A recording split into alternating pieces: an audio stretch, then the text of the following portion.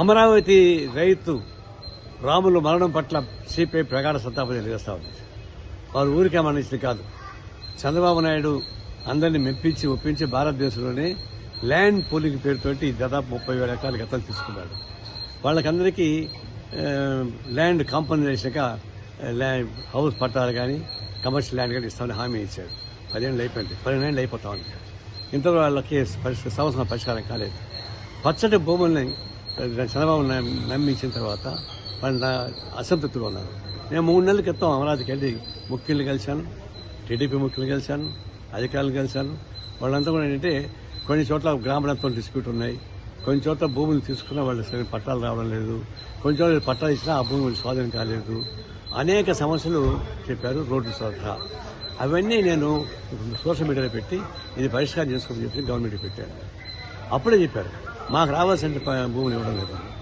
ఈ మధ్యగా నాకు కొన్ని ఉత్తరాలు వచ్చాయి, మేము ఇచ్చిన భూమికి సరే న్యాయం చేయడం లేదు, మాకు కావాల్సిన భూమి రావడం లేదు, మేము ఆత్మహత్య చెప్పి చేసుకోవడం. ఏంటంటే ఒకతను యుగంధర్ అమరావతి కోసం మొట్టమొదటి కొట్లాడేటువంటి వ్యక్తి. ఆయన దాదాపు 10 ఎకరాలు పైన ఇచ్చాడు. ఆయనకి దాదాపు 12,000 చదరపు గజాలు వాళ్ళకి ఇవ్వాలా. ఆయన దీన్ని నమ్ముకొని కొడుక్కి చదువు కోసం బ్యాంక్ లోన్ పెట్టుకున్నాడు. ఇక 4 రోజులు ఆయన ఇవ్వకుండా పోతే అది పోతుంది. దాని మీద నాకు ప్రజలకి లెటర్ పెట్టాడు, నాకే అందరికీ పెట్టాడు. నా సమస్య పరిష్కారం కాకపోతే ఆ రోడ్డు పక్కన కొడుతున్నా ఒకటి, లేదా ఆత్మహత్య చేసుకుంటా అని చెప్పాను. యుగంధర్ మొట్టమొదటి నుంచి అమరావతి కోసం ఫైట్ చేశాడు. మొన్న కూడా చెప్పాడు నాకు. ఇప్పుడేమైంది, ఆ రాముల నేతను అదే సమస్య చెప్తూ చనిపోయాడు. దీనికి హత్యకి ఎవరు కారకులు?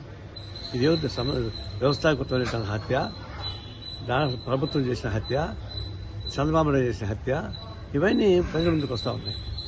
ఇంత మెన్మేషన్ లెక్క పెట్టేటువంటి పద్ధతి కేవలం ఇది ప్రభుత్వ హత్యగా నేను భావిస్తా ఉన్నాను.